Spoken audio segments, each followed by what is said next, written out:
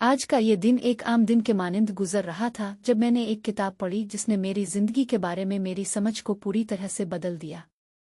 یہ کتاب تھی الماریا، البرٹ کامیو کے قلم سے لکھی گئی، جو ایک فرانسیسی مصنف تھے۔ جب میں نے اس کتاب کا نام سنا تو مجھے لگا کہ یہ کوئی عام کہانی ہوگی، لیکن جب میں نے اسے پڑھنا شروع کیا تو مجھے احساس ہوا کہ یہ کہانی میری زندگی کے لیے ایک تھا۔ البرٹ کامیو ایک فرانسیسی مصنف، فلسفی اور ڈرامہ نگار تھے۔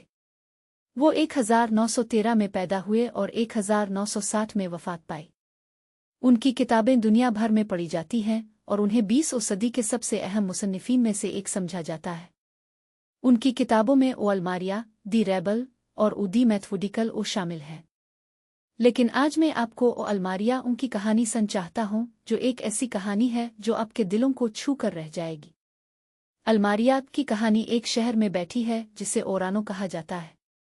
یہ شہر ایک سمندری بندرگاہ کے قریب واقع ہے اور اس کی آبادی 1 لاکھ سے زیادہ ہے۔ شہر کے لوگ عام زندگی گزار رہے ہیں جب اچانک ایک دن شہر میں ایک عجیب اور خوفناک بیماری پھیلنا شروع ہو جاتی ہے۔ یہ بیماری الماریا ہے جو شہر کے لوگوں کو ایک ایک کر کے مارنا شروع کر دیتی ہے۔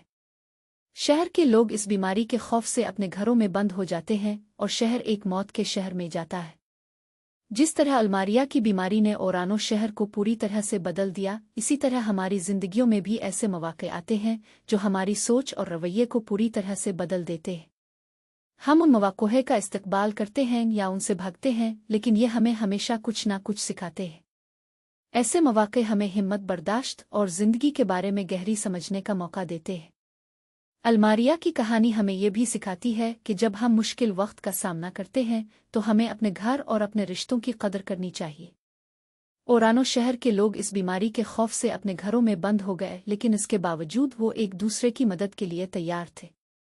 ہم بھی ایسے ہی ہونا چاہیے، ایک دوسرے کی مدد اور اری کے لیے ہمیشہ تیار رہنا چاہیے۔ الماریا کی کہانی ہمیں یہ بھی سکھاتی ہے کہ ہمیشہ امید رکھنی چاہیے۔ اورانو شہر کے لوگ اس بیماری کے خلاف لڑتے رہے اور بالآخر انہوں نے اس کو قید کر دیا۔ ہم بھی اپنی زندگی کے مقاصد کو پورا کرنے کے لیے ہمیشہ لڑتے رہنا چاہیے اور ہمیشہ امید کو رکھنا چاہیے۔ امید ہمیں زندگی کے مقاصد کو حاصل کرنے کے لیے ہمت اور قوت فراہم کرتی ہے۔ جیسے جیسے میں نے او الماریا کی کہانی پڑھی، میں نے محسوس کیا کہ یہ کہانی مجھے ایک ایسا پیغام دے رہی ہے جو مجھے ہمیشہ یاد رہے گا۔ یہ پیغام ہے کہ ہمیشہ امید رکھنی چاہیے، ہمیشہ ہمت اور برداشت رکھنی چاہیے اور ہمیشہ ایک دوسرے کی مدد اور اری کے لیے تیار رہنا چاہیے۔ میں امید کرتا ہوں کہ آپ بھی الماریا کی کہانی کو پڑھیں گے اور اس کے پیغام کو اپنی زندگی میں لاگو کریں گے۔